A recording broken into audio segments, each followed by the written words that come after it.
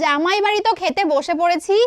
প্রথমে ডাল দিয়ে মানে কি ছিল ওটা, মুড়িঘণ্ট ডাল ছিল, মুড়িঘণ্ট ডাল বেগুন ভাজা দিয়ে খেয়েছি। তারপরে মাছের ঝোল খেলাম একটা, আমি মাছ খাই না বাট এখানে মাছটা এত টেস্টি হচ্ছে খেয়ে ফেলেছি।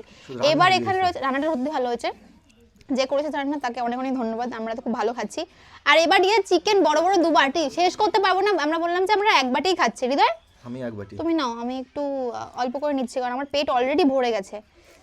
মাছ দিয়ে ডাল দেখেই পেট ভরে গেছে। মাছটা এত টেস্টি হয়েছে, আমি পুরো মাছটা খেয়ে ফেলেছি। আমি মাছ ইউজুয়ালি খাই না, আমি এটা খেয়ে নিই আগে, আমি নষ্ট করতে চাই না বুঝলে। আর এই বাড়িটা আমি ধরবোই না কারণ আমি শুধু নষ্ট হয়ে যাবেন খেতে না পারলে, এঠো করতে চাই না, তো রেখে দিয়েছি।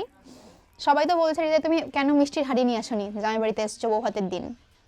অবশ্যই হবে, কিন্তু হঠাৎ করে আজকে হঠাৎ করে আমরা জানতাম না। তোরা কি হঠাৎ করে প্রোগ্রাম করেছিস? ওরা হঠাৎ করে প্রোগ্রাম করে, সবকিছু হঠাৎ করেই হচ্ছে, সবকিছু হঠাৎ করে হয়ে যাবে। অফ করে দাও।